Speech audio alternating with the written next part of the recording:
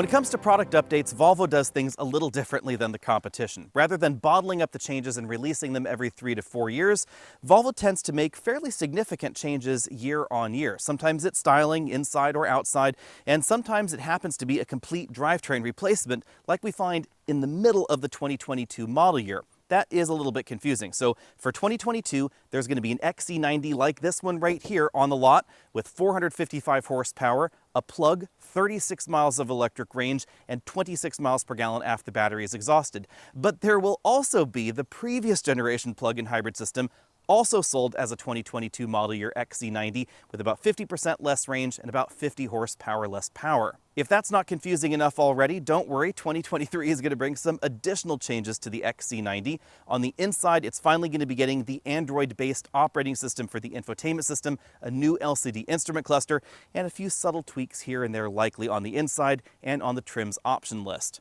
If you're looking for a mid-size luxury crossover in America with a plug, you have about 4 options at the moment. We have the Tesla Model X. It's quite expensive, but it is fully electric. We have the Volvo XC90 Recharge right here. We have the BMW X5 plug-in hybrid, which does not have a third row. Keep that in mind. This does. Obviously, so does the Model X.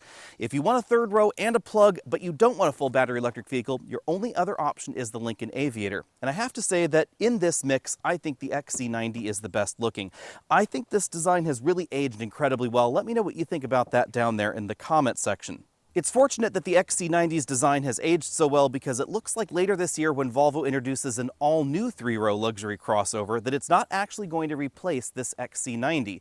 This will apparently continue to live on alongside the new Embla crossover. At least that's what it appears that Volvo is going to be calling that new model. The new model will be available as a full electric 3-row vehicle in addition to likely plug-in hybrid powertrain options as well. So if you're looking for a regular gasoline option, it's possible that this may be the only way to go, but the plug-in hybrid and the full electric successor will likely be sold right at the same time. The third row is possible in the XC90 because unlike most of the German plug-in hybrids, the battery pack is not back here in the cargo area, meaning that the cargo area, the relative style, and the third row are identical to the non-hybrid model. Instead, the new larger battery pack continues to live right between the driver and front passenger seat. It also occupies the area normally reserved in the vehicle for the drive shaft that would connect the engine to the rear wheels. When Volvo launched this generation XC90 back in 2016, the T8 plug-in hybrid system was definitely a defining feature. It managed to simultaneously be the most powerful engine and the most fuel-efficient engine available in the US in this particular crossover. It did that by combining a turbocharger, a supercharger, an electric motor up front, an 8-speed automatic transmission, and an electric motor in the back. Since the launch of that original plug-in hybrid XC90, we've found 2 different engines under the hood, about 4 different battery packs, 2 electric motors in the rear, and lots of changes to the vehicle's electronic systems as well. The big change under here is the deletion of the supercharger. It's no longer needed because the battery pack can now deliver more power, and the battery pack can now power that more powerful electric motor in the rear.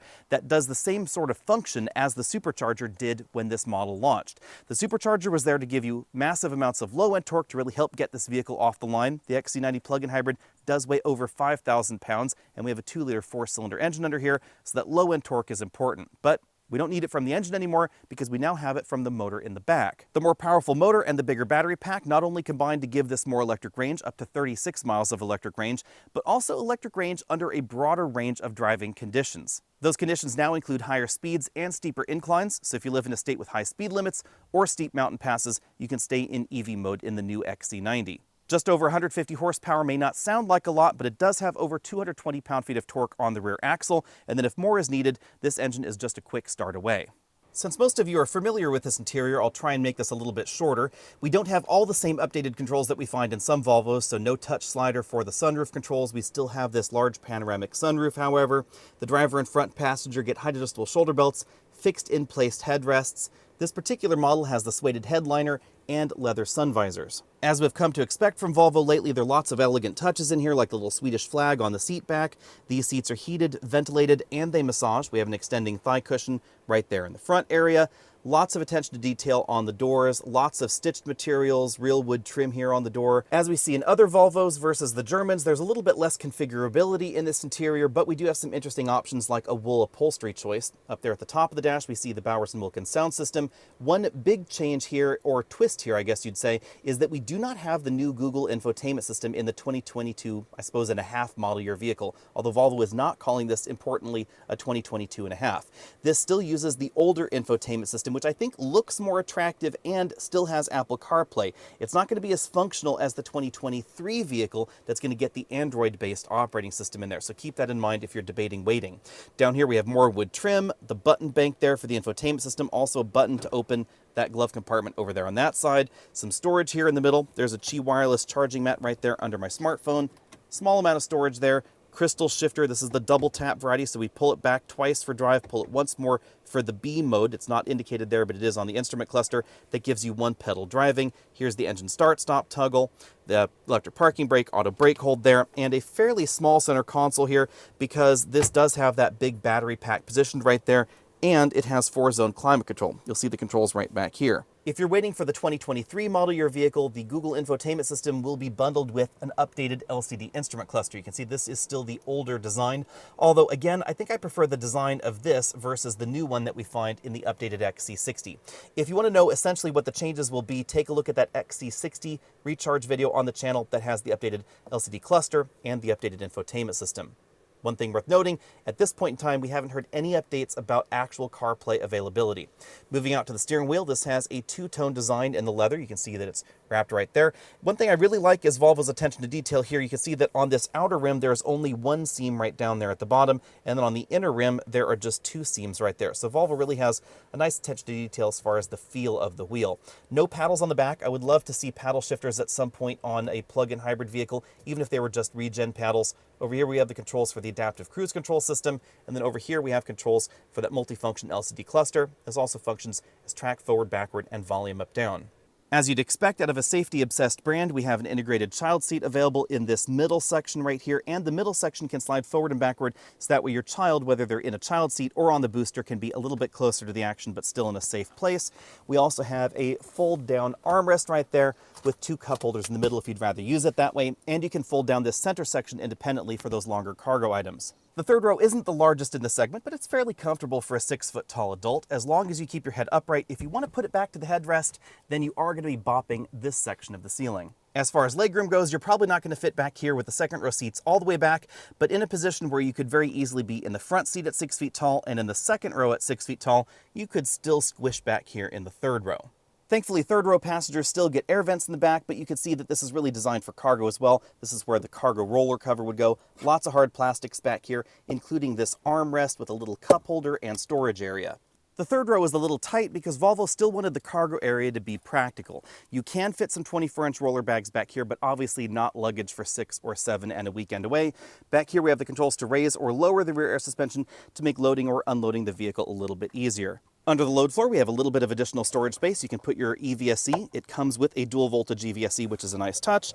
And then further under the load floor, we find the jack, the can of fix-a-flat, and the air bladders for that adaptive air suspension.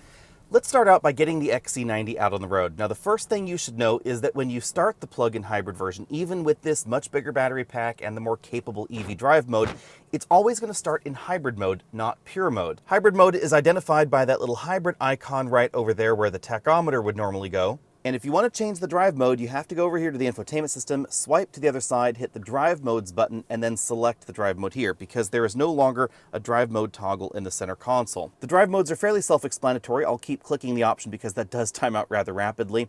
Constant all-wheel drive is going to try and balance power between the front and rear axles. Now remember, the front axle is gasoline powered only, the rear axle electric only, so it is going to have to use the gasoline engine for that. It's going to be able to balance power more or less equally front and rear up until just under 300 horsepower or so and maybe about 400 pound-feet of torque. So it's much more capable than some of the all-wheel drive systems that we find in Lexus hybrids. Pure mode is going to be the most aggressive at keeping the vehicle in EV mode. It's also going to lower the suspension down a little bit in order to help improve the aero setup. We also have hybrid mode. This is going to try and balance power between the sources based on your driving, but it's going to be much less aggressive at staying in EV mode. And you'll notice the difference over here on the instrument cluster. If I put this in hybrid mode, you'll notice this little icon right here. It tells you how much oomph you'll get before it transitions over to gasoline there. And if I put it in pure mode, then that little dial goes all the way over to the other side. Individual mode lets you customize a few things. We also then have power mode that's going to give you the best acceleration, and it's going to try and maintain a slightly higher state of charge in the battery. Off-road mode is pretty similar to the constant all-wheel drive mode, but it's going to raise the suspension up to improve ground clearance. It's also going to tweak the way the stability and traction control systems function. Now that we're actually out on the road, let's talk about the design philosophy of plug-in hybrids in general. Plug-in hybrids are not designed to operate exactly like EVs under all driving conditions. Instead, their mission is to mitigate the gasoline consumption, reduce it, not eliminate it necessarily completely, because there are times where this will need to turn on the gasoline engine. Although thanks to the bigger battery and the bigger motor, those times are a little bit more limited than before. And you'll definitely notice the difference versus the previous drivetrain. This is much more capable of staying in EV mode, even driving up Highway 17 here in the Santa Cruz Mountains. It can actually complete that entire 2,200-foot climb in EV mode, something the previous generation system could not. However, by the time you get to the top, it does appear that perhaps the battery pack is getting a little bit warm, so it's going to reduce the amount of oomph you can pull out of the battery pack before it switches over to the gasoline drivetrain. You'll notice that in plug-in hybrids like this, manufacturers generally tend to be a lot more aggressive at preserving the battery life, battery cooling, etc., because the gasoline engine is on board. Why stress out the battery pack when you could simply turn on the gasoline engine? Volvo's plug-in hybrid design philosophy is not unique. It's basically the same in every plug-in hybrid currently sold in North America. There are only a few general exceptions. For instance, in the Toyota and Lexus plug-in hybrids, there is an EV mode where it will just stay in EV mode even if you floor it.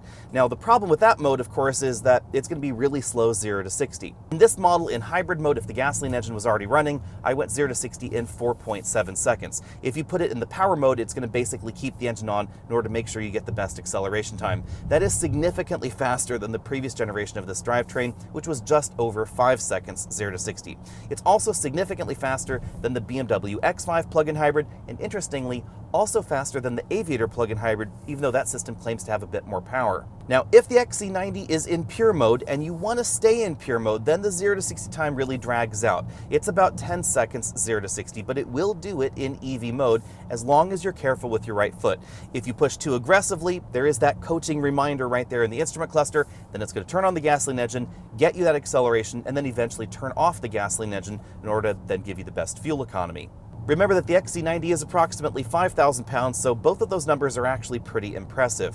Also, the stopping distance is pretty impressive, just 115 feet for this model, likely thanks to the wide tires that we have on here. Handling is a bit of a mixed bag because handling is more than just grip, it's also about feel.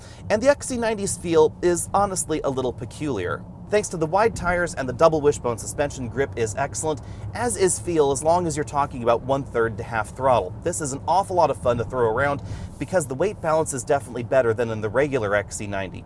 But when you push the XC90 a little bit harder, you'll notice a few peculiar things start happening. We do have some torque steer in here because there's no mechanical connection between the front and the back, and we have a lot of torque and a lot of power on the front axle. So the feel is going to be a little bit different. But then simultaneously, we have a lot of torque on the rear axle, over 200 pound-feet, just about 150 horsepower back there or so, and that means that the rear end can swing out a little bit in sporty driving, just as you might expect in a rear-wheel drive car. And this is one of the few vehicles that can have torque steer and oversteer simultaneously. You'll really notice it if you just take this to a parking lot, crank the wheel one side or the other and floor it, that you'll get a little bit of front wheel pulling one side or the other, and you'll also get the rear end swinging out. It's something that you will definitely get used to, but it is an unusual feel.